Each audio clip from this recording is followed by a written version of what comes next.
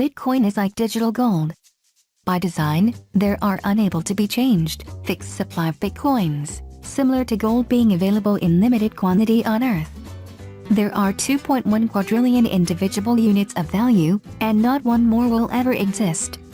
Bitcoins are digital, therefore you can instantly transfer them to anybody across the world. Bitcoins are stored locally on your electronic device, cell phone, computer, contrary to being stored in an account managed by a financial institution. This is similar to how you can store cash or gold in a physical location of your choice. This means there is no Bitcoin account that can be frozen by someone in power. Bitcoin transactions are technically irreversible. There is no mechanism to revert a transaction, other than convincing the recipient to send the Bitcoins back. This solves the fraud problem for merchants, as all the payments they receive are final, whether fraudulent or not. On the downside, like cash or gold, if Bitcoins are stolen from you, the chance of recovering them is generally slim. Payments are sent directly from one party to another without going through a financial institution, similarly to how cash or gold can be handed directly to someone. You do so by sending them from your computer to the recipient's computer through the Bitcoin network, which is nothing more than other computers running Bitcoin. Since no one can realistically prevent a computer from getting internet access one way or another, no one can regulate or block transactions. Finally, there is no financial institution, or bank, or company operating Bitcoin, just like there is no company in charge of operating gold. There is no internet server to shut down to terminate Bitcoin. It exists merely as an application running on your computer, which communicates with other Bitcoin users over the internet.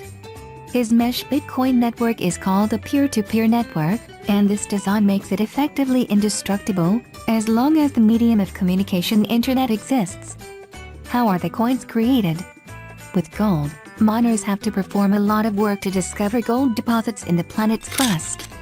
Bitcoin emulates gold. Here again, Bitcoin miners run specialized software on high-powered computers and solve complex mathematical puzzles.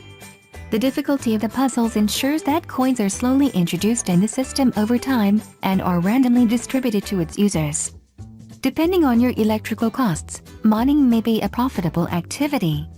However, the vast majority of Bitcoin users acquire them by simply purchasing them from other users or from exchange markets, or by trading goods or services with users owning Bitcoins. Why do Bitcoins have value? The only reason a currency or commodity has value is because people are willing to trade goods or services for it. Initially, Bitcoin was perceived as having no value. Then early adopters started to grasp its potential and invested in it. For example, one of the first transactions was 2 pizzas that famously sold for 10,000 Bitcoins. This was a risky trade because Bitcoins were worth virtually nothing at the time. Nonetheless, this trade and subsequent ones helped bootstrap the currency, because people knew there would be at least one guy willing to trade pizzas for Bitcoins. Trade and value grew step by step over time. Fast forward to the present, and there is today a thriving community of merchants accepting Bitcoin. This community alone is what gives Bitcoin's value. For more videos, subscribe our channel here.